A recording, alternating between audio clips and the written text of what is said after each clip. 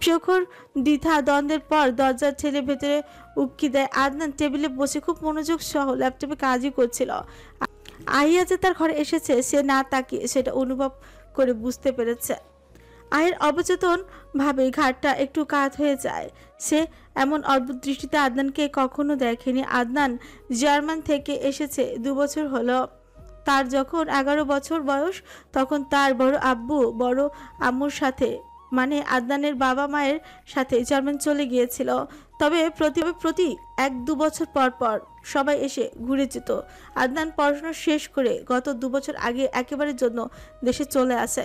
আইয়া আদনানকে দেখে এর আগে এমন অনুভূতি হয়নি, তবে ইদানিং কেমন উল্টো পাল্টা ভাবনা আসে। এর কারণও হলো আদনান নিজে। সে কেমন করে তার দিকে যেন তাকায়, মাঝে মাঝে হুটহাট করে এমন কথা বলে যে তার মনের কোণে অদ্ভুত আলোড়ন সৃষ্টি হয়। আহিয়া গভীর চিন্তায় বিঘ্ন ঘটে আদনানের নির্লিপ্ত গলার স্বরে। চা কি শরবত হলে দিবি? শব্দের মাঝে কেমন ব্যঙ্গ, কেমন অভিমানের লুকোছুরি। আহিয়া হকচকিয়ে গেল। দ্রুত চায়ের কাপ এগিয়ে দিতে গিয়েও সেখানেও বাধে বিপত্তি। হাতে কেঁপে গরম চা গিয়ে পড়ল আদনানের হাতে। ইস, কি বিশ্রী এক কাণ্ড। আহিয়া দাঁত বের করে কৃত্রিম হাসি টেনে বলে, সরি। আদনানের মুখ অনড়। আহিয়া ঠোঁট কামড়ে ধরে।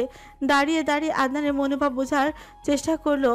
তার চেহারা এক ফোঁটা বিরক্তি আছে কিনা বোঝা গেল না। একটা টিস্যু নিয়ে আদনানের সামনে টেবিল সাফ করতে হাত বাড়লো তৎক্ষণাৎ। আদনান খপ করে হাতটা চেপে ধরল। গলার স্বর খানিকটা ভারী করে বলল, এসব বন্ধ করাই, আমার আশেপাশে ঘুরঘুর করা বন্ধ কর প্লিজ। আর কতভাবে আমাকে ধ্বংস করবি? আহিয়া স্থির হয়ে গেল। চোখের পাতা কেঁপে উঠলো। অসহায় কঞ্চে ফিসফিস করলো, কি করেছি আমি? আদনানের বুক উঠানামা করছে ক্ষোভে। বুঝতে পারছিস না কি করেছিস, নাকি বুঝতে চাইছিস না? এক মুহূর্ত নীরবতার পর আহিয়ার হাতে ঝটকা মেরে সরিয়ে দিয়ে বলে উঠল, যদি বুঝতেই না পারিস তাহলে এটাও বুঝতে হবে না। শুধু আমার থেকে দূরত্ব বজায় রাখ। এসব চায়ের বাহানায় আমার ঘরে আসার প্রয়োজন নেই। আমার কারোর দয়া দক্ষিণেরও প্রয়োজন নেই। যেতে পারিস, আমি ব্যস্ত আছি। আদনানের বলা কথাগুলো কাটার মতো বিঁধল তার মনে। ততক্ষণে চোখ আপনি গরম অশ্রু গড়িয়ে পড়ল। এই প্রথম আদনান তার সাথে এমন কঠিন হয়ে কথা বলেছে, যেটা তার জন্য সহ্য সীমার বাইরে। ধীরে ঘুরে যেতে নিলে আবারও আদনানের সেই কণ্ঠস্বর ভেসে এলো, চায়ের কাপটাও নিয়ে যা, এটারও প্রয়োজন নেই। আহিয়া ঢোক গিলতে পারছে না। মনে হলো কেউ কণ্ঠনালী চেপে ধরেছে। চায়ের ট্রেটা তুলে নিয়ে এক দৌড়ে সেখান থেকে বেরিয়ে গেল। আদনান সেদিকে তাকে বিড়বিড় করলো, আই এম সরি আহি, কিন্তু এটা তোর প্রয়োজন ছিল। আর কত আমি তীব্র আকাঙ্ক্ষায় ছটফট করব। এবার তোরও বোঝা উচিত ভালোবাসার যন্ত্রণা কেমন হয়। গভীর দীর্ঘ নিঃশ্বাস ফেলে সে চেয়ারের পেছনে মাথা এলিয়ে দিল। চোখের পাপড়িতে জমে থাকা ক্ষত লুকোতে চাইলেও বুকের দাহটা লুকানো গেল না। রাত তখন প্রায় 1টা। চারপাশ স্তব্ধ। বাসার সবাই ঘুমে, শুধু রিধির চোখে ঘুম নেই। বিছানায় শুয়ে কেমন অস্থিরভাবে এপাশ ওপাশ করছে। মনে হচ্ছে বুকের ভেতর একটা পাথর চেপে আছে। শ্বাস ঠিক মতো নিতে পারছে না। তার এই নড়াচড়ার পাশে শুয়ে থাকা রাইসার ঘুম ভেঙে গেল। আলো আধারের মাঝে বিরক্ত হয়ে ঘুম জড়ানো গলায় বলে উঠল, সমস্যা কি তোমার? এত নড়াচড়া করতেছো কেন? তোমার জন্য ঘুমাতেই পারি না ঠিক মতো। রিধি উঠে বসে পড়ল, যদিও স্পষ্ট কিছু দেখা যায় না। আলোয় রাইসার অবয়বের দিকে তাকিয়ে হালকা ক্ষোভেই বলল, নাইলে আমি কি করব বল? আমি কি ইচ্ছে করে করতেছি? তোমার ঘুম আসে না বলে তুমি আমার ঘুম নষ্ট করবা? হুম হুম। দূর, ঘুমা তুই। শান্ত সুরে বলেই বিছানায় থেকে উঠে পড়ল রিধি। বিরক্ত হয়ে ফোন হাতে নিয়ে উঠে বারান্দা এসে দোলনায় বসলো। মৃদু ঠান্ডা বাতাসে তার চুলগুলো মুখে এনে ফেলল। রিধি সেগুলো কানের পাশে গুজে দিয়ে আনমনে তাকালো রাতের অসীম আকাশের দিকে। সেখানে চাঁদের উজ্জ্বলতা ছড়িয়ে আছে, তার আশেপাশে অজস্র তারার মেলা। সব কেমন মিটমিট করে তার দিকে তাকিয়ে আছে। চাঁদের পাশে তারটা সব থেকে উজ্জ্বল মনে হলো। তার মনে পড়ে গেল আহাদের সে আচরণ, কেমন বেসামাল হয়ে গিয়েছিল। ভাবতে অকারণেই মুচকি এসে ফেলল। কিন্তু পরক্ষণেই সে দীর্ঘশ্বাস পেল। আসার পর থেকে একবারও সে দীর্ঘশ্বাস ফেললো। আসার পর থেকে একবারও খোঁজ নেয়নি আহাত। না কোনো কল, না কোনো বার্তা। রিধি বুঝতে পারলো আহাত বেচার রেগে আছে। এমন সময় হাতের ফোনটা কেঁপে উঠছে। রিধি চমকে তাকায় জ্বলন্ত স্ক্রিনের দিকে। আহাদের নাম্বার থেকে বার্তা এসেছে। 2 মিনিটের মধ্যে নিচে আসো। রিধি নিঃশ্বাস রোধ করে এক মুহূর্ত দাঁড়িয়ে থাকে সেই বার্তাটার দিকে। অতঃপর গ্রিলে মাথা ঠেকিয়ে নিচে তাকায় নিচের দিকে। রাস্তা ল্যাম্পপোস্টের আলো আধারি গাড়ি বনেটের সাথে হেলান দিয়ে দাঁড়িয়ে আছে আহাদ। ধূসর ছায়ার মাঝেও তার দৃষ্টি যেন স্পষ্ট। রিধি বুক অনিয়ন্ত্রিতভাবে ধুকপুক করছে। সেই ধুকপুকানি নিয়ে ধীরে বাসা থেকে বেরিয়ে আসে। রিধি গাঢ় নীল রঙের একটা সালোয়ার কামিজ পরেছে, ওন্নাটা ভালো করে মাথায় টেনে দিয়েছে। আহাত রিধিকে আসতে দেখেই দাঁড়ানোর ভঙ্গিটা সোজা করলো। তার চোখে রাগ, কিন্তু সেই রাগে ছিল এক অদ্ভুত টান। রিধি একদম তার সামনে এসে মাথা নিচু করে ধরে দাঁড়ায়। আহাত হাতের ঘড়ি উপর ছকছক করে গম্ভীর কণ্ঠে বলল, 17 মিনিট লেট। আমি বলেছিলাম 2 মিনিটের মধ্যে আসতে। রিধি আবছা আলোয় চোখ তুলে তাকালো তার দিকে। মিনমিন করে বলল, বললে কি 2 মিনিট আসা যায়? হ্যাঁ, ইচ্ছে থাকলে উপায় হয়। রিধি এক মুহূর্ত চুপ করে থেকে মাথা নত করে বলল, বললে কি 2 মিনিটে আসা যায়? ভুল হয়ে গেছে, পরের বার চেষ্টা করব। আহাত ফিকুচকে বলল। ভুল হয়ে গেছে? রিধি চমকে তাকালো আহাদের দিকে। দ্রুত মাথা নেড়ে আতঙ্কিত গলায় বলল, না না না, মানে আমি। আর কেউ কিচ্ছু বলল না। আজ হঠাৎই এক ঝটকায় রিধির কোমর টেনে তাকে নিজের বক্ষস্থলে এনে ফেললো। কানে কাছে মুখ নিয়ে হিসিয়ে বলল, আমার কিন্তু এখন লাইসেন্স আছে জানো, তাই এখন থেকে যা বলবে ভেবে চিনতে বলবে। রিধির চোখ মুখ লালচে হয়ে উঠল। তার মাথা নিঃশব্দে এসে ঠেকলো আহাদের বুকের উপর। আহাদের বুকে মাথা ঠেকে চুপচাপ হৃৎপিণ্ডের তীব্র ধুকপুকানি শুনতে লাগলো। কিন্তু সেটা কার? রিধির নাকি আহাদের? দুজনেই টের পাচ্ছিল হৃদয়ের প্রতি সমান ছন্দে দৌড়চ্ছে। রিধির কোনো প্রতিক্রিয়া না দেখে আহাদ আলতোভাবে চিবুক ধরে উঁচু করলো। 2 হাত দিয়ে মাথাটা মুখটা গম্ভীর করে স্বরে জিজ্ঞেস করল, তুমি কি আমাকে ভয় পাচ্ছ না? নির্দ্বিধা উত্তর দিল রিধি।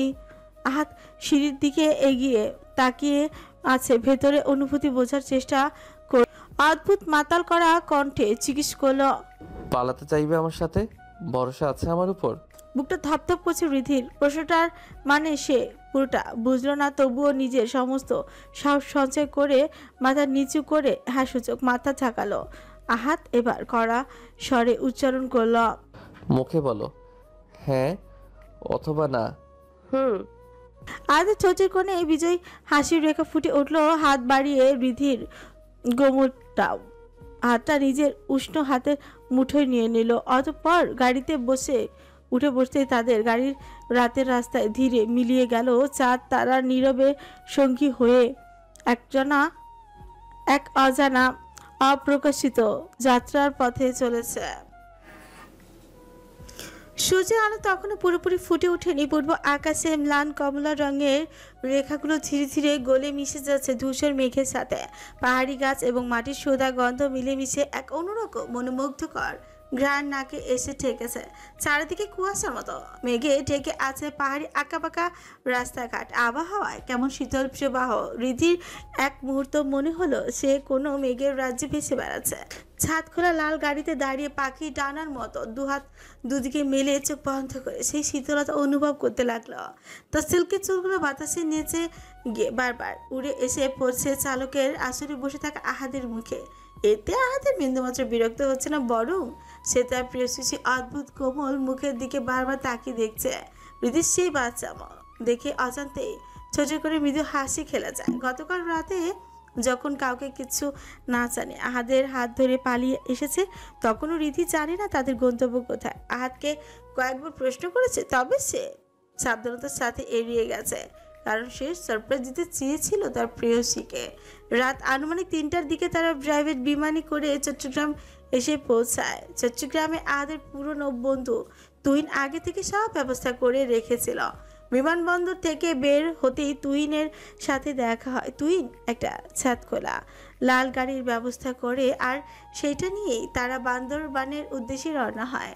অজানা গন্তব্যের কৌতূহলে হৃদি দু চোখের পাতা এক করতে পারেনি, অথচ এখন হৃদিকে দেখলেই বোঝা যায় না যে সে নির্ঘুম ছিল।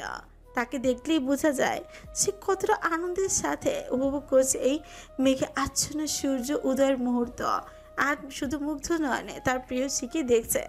একসময় গাড়ি এসে থামলো নীলাচল পাহাড়ের চূড়ায়। নিচে দূর দূরান্তে ছড়িয়ে আছে মেঘের সমুদ্র, যেন অসীমতার ক্যানভাসে সাদা তুলোর আঁচল। জায়গাটা তখন লোকালয় শূন্য, তেমন কোনো পর্যটকের ভিড় নেই বললেই চলে। হৃদি গাড়ি থেকে নেমে নিঃশব্দে হাঁটতে লাগলো পাহাড়ের প্রান্ত পর্যন্ত। এক প্রান্তে গিয়ে আবারও পাখির ডানার মতো দুহাত মেলে প্রকৃতি উপভোগ করতে লাগলো। আহাত দাঁড়িয়ে আছে একটু দূরে। হৃদির সেই দৃশ্য তার নিঃশ্বাস কেড়ে নিচ্ছে। ওর কালো চুলের গুচ্ছ বাতাসে উঠছে, সূর্যের আলোয় মুখটা যেন আলোকিত হয়ে উঠেছে। তাকে দেখে হাতের মনে হলো মেঘের রাজ্য কোনো ডানাকাটা পরি মেঘ বিলাস করছে। সে ধীরে ধীরে এক পা দুপা করে এগিয়ে গিয়ে পেছন থেকে হৃদির কোমর চড়িয়ে তোলো। থুতনি ঠেকাতেই গরম নিঃশ্বাস ছুঁয়ে গেল হৃদির ঘাড়ে। হৃদি প্রথমে একটু চমকে যায়, পরবর্তীতে আহাদের উপস্থিতি বুঝতে পেরে পরম আবেশের চোখ বন্ধ করে নেয়। আহাদ প্রশান্তি বা নিঃশ্বাস ফেলে মৃদু স্বরে ডাকলো। হৃদি। চোখ বন্ধ রেখে জবাব দেয়। আহাদ হৃদির ঘাড়ে চিবুক ঠেকিয়ে বলে উঠল, তুমি জানো আমি তোমায় কেন এই মেঘের রাজ্যে নিয়ে এলাম? কিছুটা বিচলিত হয়ে প্রশ্ন করলো হৃদি। কেন? আহাদ হৃদি টানার মতো মেলে ধরা হাত দুটো নিজের হাতের তালুর মধ্যে নিয়ে এলো। অতঃপর অদ্ভুত মাতার স্বরে বলে উঠল, এই চলন্ত মেঘের ভেলাকে, এই অনন্ত আকাশকে আমার প্রেয়সীর জ্বলন্ত রূপ ছুঁয়ে দেখাতে চেয়েছিলাম, যেন প্রকৃতি খুব কাছে দেখতে পাই আমি তোমায় কতটা ভালোবাসি। আহাদের মুখে নিজের সামান্য এতটুকু প্রশ্ন শুনে লাজে বরণ হলো তার মুখ। ধীরে নিজেকে ঘুরিয়ে নিয়ে আহাদের চোখে দৃষ্টি কেঁথে দিয়ে প্রশ্ন করল, ভালোবাসেন আমাকে? আহাদ হাসলো, একরকম দুষ্টু কোমলতা আওড়ালো। সন্দেহ আছে কোনো? বলেননি তো কখনো। আহাদ হাসকি স্বরে বলল, ভালোবাসলেই মুখে বলাটা কি জরুরি? এই যে আমার হৃদয় দিয়ে ছুঁয়ে দেখার যে তীব্র আকাঙ্ক্ষা, এটা কি কম পড়ে যাচ্ছে? হৃদির চিবুক ছোঁচ উলচে অভিমানের স্বরে বলল, তবুও আমার কি সেই শব্দটা শোনার ইচ্ছে জাগতে পারে না? আহাদ মুহূর্ত খানিক নীরব তাকিয়ে রইল সেই অভিমানী মুখটার দিকে। অতঃপর ছুট পাখিয়ে হালকা হাসলো। ধীরে ধীরে হৃদির দিকে তাকিয়ে পিছু হেঁটে গিয়ে দাঁড়ালো মাঝ বরাবর। আকাশের দিকে মুখ তুলো। অতঃপর হঠাৎই ধনুকের মতো তার কণ্ঠস্বর ফেটে পড়ল পাহাড়ের বুক চিরে। I love you Hridi, I love you, I love you. তার সেই শব্দ পাহাড়ের বুকে প্রতিধ্বনি হয়ে বাতাসের সাথে ফিরে আসলো। হৃদি অবাক দৃষ্টিতে তাকিয়ে রইল আহাদের পাগলামো দেখে। শুধু হৃদি নয়, দূরে থাকা দু চারজন পর্যটক তারাও ঘুরে তাকিয়ে আছে তাদের দিকে। হৃদি কিছুটা লজ্জিত, আবার কিছুটা আনন্দিত হলো। চোখের কোণ চিকচিক করে উঠল তার। সে ছুটে গিয়ে আশ্রয় পড়লো আহাদের বক্ষস্থলে, যেন নিজের লাজ মাখা মুখটা লুকাতে চাইছে। আর তাকে নিজের বাহুডোর আবদ্ধ করে ফিসফিস করে বলল, আরও বলতে হবে? হৃদি শুধু না সূচক মাথা নাড়ল। একটু নীরবতার পর হৃদি আদু করে সরে গিয়ে বসলো পাহাড়ের ধারে ঝুলন্ত দোলনায়। আহাত পেছন থেকে এসে দোলনাটা ধীরে ধীরে দুলে দিতে লাগলো। বাতাসের হৃদির কারো নীল রঙের ওড়নায় কোন উঠছে মেঘের পরতগুলো, যেন তাদের ঘিরে নরম চাদরের মতো জড়িয়ে ধরছে। সব মিলে মুহূর্তটা দুজনের মাঝখানে প্রকৃতির নীরব ভালোবাসা আর মেঘে ঢাকা এক টুকরো অনন্ত সকাল হয়ে মিলিয়ে গেল। সকাল সকাল মীর হাউসের ডাইনিং টেবিলে আজ অনেক দিন পর সব একত্র নাস্তা করতে বসেছে। ব্যস্ততার কারণে যে যার মতে নাস্তা করতে বেরিয়ে যেত, কিন্তু আজ আবার সবাই একত্র হয়েছে। তবু দুই ভাই বোন আহাদ আর আহিয়া অনুপস্থিত। আমজাদ মীর সবার দিকে এক ঝলক দেখে নিয়ে হাতের চায়ের কাপটা মৃদু শব্দ করে রাখলেন টেবিলে। আশফাক মীরের দিকে তাকিয়ে গম্ভীর গলায় জিজ্ঞেস করলেন, আশফাক, তোর গুণধর ভাতিজা কই? আশফাক চায়ের কাপ থেকে চুবুক সরিয়ে হালকা বিরক্তি কণ্ঠে বললেন, আশ্চর্য, আমি কি করে জানবো? কেন জানবি না? তার হাড়ির খবর তো সব তুই রাখিস, তাহলে এটা জানিস না কেন? না ভাইজান, সব জানাই না। তোমার ছেলে যতটুকু জানানোর প্রয়োজন ততটুকুই জানাই, বাকিটা তো আমি লুকিয়ে খোঁজখবর রাখি। তাহলে এখন ডাকছো না কেন? এখন তো তার সঙ্গী আসে, আমি অযথা তার খাটতে যাব কেন? আমজাদ মীর ভাইয়ের কথায় বিরক্ত হয়ে কপাল কুঁচকে নিল। এমন সময় হালিমা বেগম রান্নাঘর হতে ব্যস্ত পায় আদিবা টিফিন বক্স নিয়ে হাজির হলো। আফরোজা শেখ মুখ তুলে তাকে জিজ্ঞেস করলেন, হালিমা, আহাদ কোথায়? হালিমা বেগম টিফিন বক্সে ঢাকনা লাগিয়ে আদিবার ব্যাগে রাখতে রাখতে বলেন, আহাদ কোথায় সেটা তো জানি না আপা, তবে ও বাড়ি থেকে সকাল সকাল রিদিতার মা ফোন করেছিল। আফরোজা শেখ খানিকটা ফিউচিয়ে বললেন, হৃদিতার মা ফোন করেছিল কেন? রিদিতা নাকি বাসায় নেই, গতকাল মধ্যরাতে নাকি তানভীর ওকে বাসা থেকে বের হতে দেখেছে, এরপর থেকে মেয়েটা উধাও। আশফাক মীর আচমকা শব্দ করে হেসে উঠল, যেটা ছিল বেজরুপ মেশানো হাসে। হালিমা বেগম কিঞ্চিৎ বিরক্ত হয়ে জিজ্ঞেস করলেন, এভাবে হাসছো কেন? আশফাক মীর হালকা ভঙ্গি করে বললেন, হা হা, বোঝা হয়ে গিয়েছে আমার। আফরোজা শেখ কিছুটা কপাল গুজে তীক্ষ্ণ দৃষ্টিতে তাকালেন তার দিকে। বোঝা হয়ে গেছে মানে কি বুঝেছো? আশফাক কিছু বলার আগে আমজাদ মীর নিজের চায়ের কাপটা ঠেলে দিলেন সামনে, গলায় একরকম কঠোর স্বর। কি বুঝবে আর, যেহেতু দুজনে উধাও, এর মানেটা তো পরিষ্কার, তোমার আদরের ছেলে তোমার আদরের বউকে নিয়ে পালিয়েছে। আফরোজা শেখের দৃষ্টি স্থির রইল স্বামীর দিকে। বিচু করে আফরোজা শেখ বুঝতে পারলেন এসব তার পাগল ছেলেরই কাণ্ড। কাউকে না জানি সোজা বউ নিয়ে উদাও হয়ে গেছে, কিন্তু এমনটা করা কি আছে সেটাই প্রশ্ন না। একটু নীরবতার পর আহিয়াকে সিঁড়ি নামতে দেখা গেল। এতক্ষণ আদনান চুপচাপ থাকলো, এবার নড়েচড়ে উঠলো, বেশি টান টান হয়ে গেল, সিজারা সোজা হয়ে বসালো আর চোখে তাকালো আহিয়ার ভঙ্গুর মুখের দিকে। আহিয়া তার দৃষ্টি এড়িয়ে গেল এক নিঃশব্দ অনীহা নিয়ে ব্যাগটা কাঁধে তুলে সোজা মূল দরজার দিকে হাঁটল। তখনই আমজাদ মীরের কড়া কণ্ঠ স্বর ভেসে এলো, কোথায় যাচ্ছ? আহিয়ার পা থেমে যায়, ঘুরে বাবার দিকে নিচু গলায় বলল, ভার্সিটি। নাস্তা করে যাও। এখন ইচ্ছে করছে না বাবা, বাহির থেকে খেয়ে নেব পরে। এমন সময় আফরোজা শেখ বললেন, আজকে তোমার ড্রাইভার আসবে না, ছুটি নিয়েছে, তুমি বরং আদনানের সাথে যাও। আহিয়াকে কিছু বলতে না দিয়ে আদনানের দিকে তাকিয়ে আদেশে সুরেই বললেন, আদনান, তুমি তো এখনই বের হবে, যাওয়ার পথে আহিয়াকে ভার্সিটিতে নামিয়ে দিও। আদনান গভীরভাবে আহিয়ার দিকে তাকিয়ে বাচ্চা ছেলের মতন সংযত গলায় বলল, ঠিক আছে ছোট আম্মা। এই বলে আদনান চেয়ার ছেড়ে উঠে দাঁড়ালো, পকেট থেকে গাড়ির চাবি বের করে সোজা বাইরে চলে গেল। আহিয়া কিছুক্ষণ থম মেরে দাঁড়িয়ে রইল। এই মুহূর্তে তার এক বিন্দু পরিমাণে ইচ্ছে নেই আদনানের সামনে যাওয়ার, তবু বাধ্য হয়ে ধীরে ধীরে তার পিছু গেল। আদনান গাড়িতে এসে আগে থেকেই বসে রইল। আজকে আর আগের মতন দরজা খুলে দাঁড়ালো না। আহিয়ার বুকটা কেমন ভারী হয়ে গেল, হাহাকার করে উঠলো ভেতরটা। নিজেকে কোনো রকম সামলে দরজা খুলে পেছনের সিটে বসলো। অন্যবারের মতো আদনান এবার আর বলল না, আমি কি তোর ড্রাইভার? সামনে এসে বস। আহিয়া এতেও নিরাশ হলো কিছুটা, নীরবতায় ভারী হয়ে ঝুলে রইল গাড়ির ভিতর। লুকিং গ্লাসে আদনানের চোখ আটকে রইল আহিরা নিস্তব্ধ মুখখানার দিকে। তার দৃষ্টি স্থির শূন্যে তাকিয়ে আছে। গতকাল রাতের ঘটনা মনে পড়তে আবারও চোখ জোড়া চলচল করে উঠল।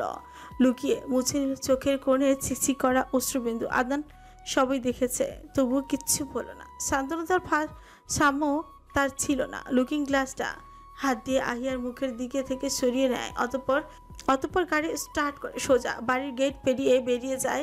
গাড়ি যখন ভার্সিটির গেটে থামলো, আহিয়া তখন স্তব্ধ হয়ে বসে আছে। পুরো পথে একে অপরের সাথে একটা কথাও শব্দও বলেনি। আদনান আবার লুকিং গ্লাস বাঁকিয়ে তার দিকে করলো। নীরবতা ভেঙে আয়নার দিকে তাকিয়ে গম্ভীর স্বরে বলল, চলে এসেছে, এবার যেতে পারিস। আহিয়া যেন ধ্যান ভাঙল, আর দেরি না করে গাড়ি থেকে নামতে উদ্যত হয়। তবে কিছু একটা ভেবে গিয়ে আদনানের পিঠের দিকে তাকিয়ে বলে উঠল, থ্যাংক ইউ আর সরি, আমার জন্য আপনাকে কষ্ট করে আবার এদিকটা আসতে হলো। আম্মু বলেছিল বলে আসলাম, তা না হলে ট্যাক্সি কিংবা রিক্সায় আমি একাই আসতে পারতাম। আহিয়ার প্রত্যেকটা কথা আদনানের গায়ে কাটার মতো বিঁধল। মনে হলো আহিয়ার কাছে সে খুব অচেনা কোনো ব্যক্তি, যাকে লিফট দিয়েছে বলে এখন তার শুকরিয়া আদায় করছে। আদার কিছু বলার আগে আহিয়া গাড়ির দরজা খুলে বেরিয়ে যায়। দ্রুত পায়ে হেঁটে ছাত্রছাত্রীদের সাথে মিলিয়ে যায়। আদনান সেদিকে তাকিয়ে পেছনে সিটে মাথা হেলিয়ে দেয়, বিড়বিড় করে আওড়ায়, তোকে ছোঁয়া অসম্ভব আহি, কিন্তু ভীষণভাবে অনুভব করাটা তো অসম্ভব কিছু নয়। আমি না হয় তোকে আর তোর অভিমানগুলোকে হৃদয় দিয়ে অনুভব করে যাব। তার ভেতর থেকে একটা গভীর দীর্ঘশ্বাস বেরিয়ে আসে। অতঃপর কিছুক্ষণের মধ্যে সে ভার্সিটির সামনে থেকে বেরিয়ে ব্যস্ত শহরের সাথে মিলিয়ে যায়। সন্ধ্যা তখন আনুমানিক 6টা। নীলাচল পাহাড়ের বুক বেয়ে সূর্যের শেষ আলো নামছে ধীরে ধীরে। মেঘের ভেতর আলো ছায়ার খেলায় চারিদিক যেন এক রহস্যে মগ্ন। পাহাড়ের বাতাসে শীতলতা আছে, তবুও সেই হালকা ঠান্ডা যেন কেমন এক কোমল উষ্ণতা ছুঁয়ে দিচ্ছে দুজনকে। দিন শেষে তারা পৌঁছালো পাহাড়ের চূড়ায় অবস্থিত নীলগিরি রিসোর্টে। সেখানে 2 দিন আগে থেকেই আদের কথা মতো মেঘদ্রুত নামে কটেজটি তাদের নামে বুকিং করে রেখেছিল। কাঠের তৈরি আর উষ্ণ ও নান্দনিক ইন্টেরিয়ার মেঘদূত নামে কটেজটি নীলগিরির সবচেয়ে রোমান্টিক কটেজ। এখান থেকে পাহাড়ের সারি আর মেঘের স্রোত স্বর্গের মতো দেখা যায়। আহাত আর রীতি সারা দিনে বান্দরবানের আরও বেশ কয়েকটা জায়গা ঘুরেছে। নীলাচল থেকে সূর্য উদয়ের মুহূর্ত উপভোগ করার পর তারা গেল শৈলপ্রপাত। সেখানে শীতল ঝর্ণায় কিছু সময় কাটানোর পর যায় চেম্বুক পাহাড়ে। এরপর দুপুরের লাঞ্চ সেরে তারা আসে নীলগিরি। সেখানে একসাথে সূর্যাস্ত দেখা শেষ করে অতঃপর যখন নীলগিরি রিসোর্টে আসে তখন সেখানকার 2 জন স্টাফ এবং ম্যানেজার তাদের মেঘদূত কটেজে নিয়ে আসে। একজন স্টাফ এগিয়ে এসে আগে দরজা খুলে দিল, আর দরজাটা খুলতেই চোখে পড়ে কটেজের ভেতরে রোমাঞ্চকর দৃশ্য। মোমবাতির মৃদু হলদেটে আলোয় ঘরটা ঝলমল করছে। শিফর বিছানা জুড়ে ছড়ানো গোলাপের পাপড়ি, মেঝেতে ছড়ানো লাল পাপড়ি রেখা যেন পথ দেখাচ্ছে শয্যা পর্যন্ত। সাদা পর্দার পাশে ঝুলছে ছোট ছোট বল আকারে বাল্ব। বারান্দার দিকে তাকালে মনে হয় যেন তারা মাখা কোনো রাতকে ঘরে বন্দি করে রাখা হয়েছে। রীতি এক পা ভেতরে দিদি থমকে গেল, মুখে রক্তিম আবার ছড়িয়ে পড়লো। বুকের ভেতরে কেন জানে কেমন অজানা অস্বস্তিতে ভরে গেল। তার মনে পড়ল তাদের বিয়ের রাতও এমনই ছিল, বরং এই ঘরটা যেন তার চেয়েও বেশি আলোকিত, বেশি অন্তরঙ্গ।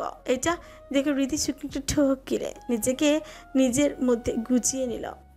আজ চোখে তাকালো তার কাঁধ ঘেঁষে থাকা প্রিয়সীর দিকে। তাকে লজ্জায় গুটিয়ে যেতে দেখে উষ্ঠজোড়া চেপে মুখ লুকিয়ে হেসে ফেলল।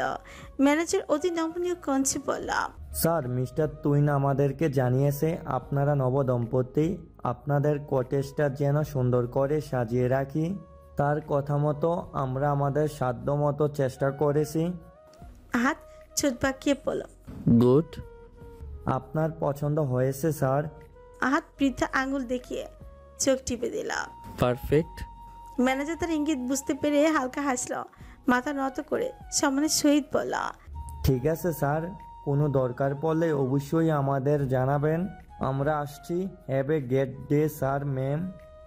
আহাদ চোখের ইঙ্গিতে সম্মতি দিল। চাবির রিং আহাদের হাতে দিয়ে সবাই সেখান থেকে চলে যায়। আহাদের হাতে চাবির রিং দিয়ে সবাই সেখান থেকে চলে যায়। আহাদ দরজাটা আরেকটু মেলে ভেতর প্রবেশ করে। একটু ভঙ্গিমাপ করে চিবুকে আঙুল বোলাতে বোলাতে ভালো করে পর্যবেক্ষণ করতে লাগলো রুমের সাজসজ্জা। হঠাৎ খেয়াল করলো রীতি ভেতরে আসছে না। সে ঘাড় মুড়িয়ে পেছনে তাকায়। রীতি গালির ভেতরটা কামড়ে ধরে দাঁড়িয়ে আছে। আহাদ নির্লিপ্ত স্বরে বলে উঠল, এই যে রিদি রানী, আপনাকে কি ভিতরে আসার জন্য আলাদা করে আমন্ত্রণ করতে হবে? আদের কথা রীতি চোখ পিটপিট করে তার দিকে তাকায়, তবে এক চুল পরিমাণও নড়ল না। আহাদ তার ভেতরে দ্বিধা বুঝতে পারল। এগিয়ে এসে তার হাত ধরে ভেতরে আনতে চাইলে রীতি একবার পিছিয়ে গেল। আহাদ এবার বিরক্ত হলো। কি সমস্যা? ভিতরে আসো। রীতি না সূচক মাথা নাড়ল। আহাদ এবার আরো খেপে গেল, বিরক্ত গলায় বলল, রিদি, আমি ক্লান্ত, প্লিজ কোনো ঝামেলা করো না, ভিতরে আসো।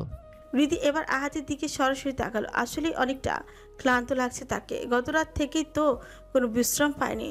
সে নিজেও ক্লান্ত, তাই আহাদের কথায় ছোট ছোট পা ফেলে ভিতরে আসে। পেছন থেকে আহাদ থাপ করে দরজাটা বন্ধ করে দেয়। সেই শব্দে কেঁপে উঠছে রীতি। আহাদ কর্নারে ব্রাউন সোফায় ভারী শরীরটা এলিয়ে দেয়। রীতির দিকে তাকে নরম স্বরে বলে, রীতি তুমি ফ্রেশ হয়ে আসো, এরপর আমি যাব। আমতা আমতা করে বলল, আহাদ আমি তো কোনো জামা কাপড় নিয়ে আসিনি, কি করে? চাহনি দেখে তার কথা বন্ধ হয়ে গেল। আহাদ রীতির দিকে তাকিয়ে উঠে যায় অন্য কর্নারে থাকা পিত্তি কালারের লাগেজের দিকে। লাগেজের জিপার খুলে সেখান থেকে একটা লাল রঙের চুড়িদার আর তোয়ালে এনে রিদির হাতে দিয়ে বলল, আহাদ, রাজা কাঁচা কাজ করে না, সব প্ল্যানিং করেই করে। রিদি কিছুটা অবাক হলো। এসবের ব্যবস্থা কখন করলো এই লোকটা? আহাদের আঙুলের স্পর্শ করতেই ভেতরটা কেমন কেঁপে উঠল। কোনো কথা না বাড়িয়ে তাড়াতাড়ি ওয়াশরুমের দিকে দিল তর। আহাত হালকা হেসে মাথা নেড়ে আবারও সোফায় বসলো। পরবর্তীতে চোখ বন্ধ করে নেয় কিছুক্ষণের জন্য। বাইরে হাওয়া বইছে, কটেজের ছোট্ট বাতিগুলো দুলছে। ততক্ষণে রিদি শাওয়ার নিয়ে ফ্রেশ হয়ে বেরিয়ে আসে। ওয়াশরুমের দরজা খোলার শব্দে চোখ খুলে সেদিকে তাকায় আহাজ রাজা। রিদি সেই ভেজা স্নিগ্ধ মুখটা দেখে ভেতরটা কেমন যেন করে উঠলো তার। মাথাটা ঝাঁকে আবারও তাকাতে চোখ পড়লো কোমর অবধি চুল থেকে চপচপ করে পানি পড়ছে।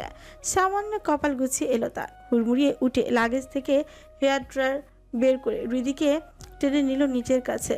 তার চুলগুলোকে ধীরে ধীরে ড্রয়ের সাহায্যে শুকিয়ে দিতে লাগলো। রিদি চোখ কপালে তুলে শুধু অবাক হয়ে তাকিয়ে রইল। আদের চোখে রাগ নেই, আছে যত্ন, অধিকার, ভালোবাসা, নিঃশব্দ ভাষা। আধ কঞ্চ খাতে নামিয়ে বলল, এখানকার আবহাওয়া এমনিতেই ঠান্ডা, তার উপর যদি চুল এমন ভিজে থাকে তাহলে ঠান্ডা লেগে যাবে। একটু কেয়ারফুল হতে পারো না? আমার কিছু হবে না, অভ্যেস আছে। আচ্ছা। আহাত শক্ত করে রিদির হাতে ড্রয়ারটা দিয়ে দেয়। সোজা ওয়াশরুমে ঢুকে পড়ল। রিদি আমাকে মতো দাঁড়িয়ে রইল। বুঝতে পারলো না হঠাৎ তার আবার কি হলোটা কি। সে তো ভুল কিছু বলেনি, তাহলে এমন রাগের কারণটা কি? প্রায় আধ ঘন্টার পর বেশি হবে আহাত এখনো বের হচ্ছে বের হচ্ছে না ওয়াশরুম থেকে। রীতি জানতো না পুরুষ মানুষের শাওয়ার নিতে এত সময় লাগে। অনেকক্ষণ অপেক্ষার পর অধৈর্য হয়ে সে কটেজের বারান্দার দিকে যায়। একটা দোলনা আছে বারান্দায়। রীতি সেখানে গিয়ে বসতে দোলনাটা মৃদু দুলতে লাগলো।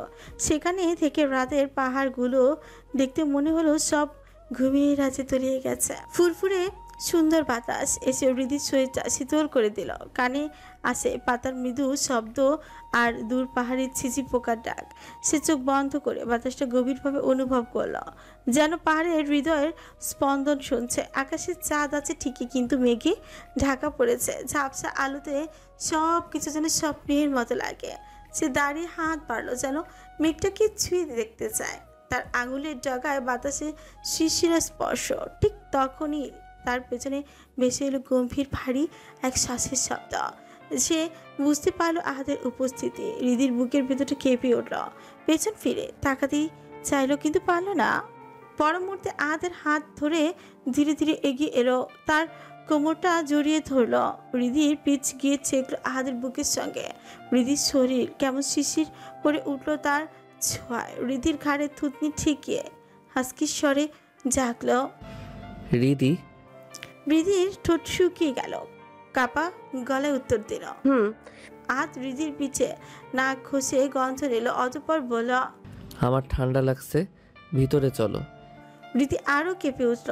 আপনার ঠান্ডা লাগলে আপনি যান, চা খান, কফি খান, আমায় কেন ডাকছেন? বলল। আজ নেশালো গলায় বলল, এই ঠান্ডা চা কিংবা কফিতে যাবে না, তাহলে? উষ্ণতা প্রয়োজন, চলো ভিতরে যাই। এই বলে হৃদির হাত ধরে টানলো, কিন্তু হৃদি আতকে উঠলো। বলল না। আত ভরকে গিয়ে জিজ্ঞেস করলো, কি হয়েছে?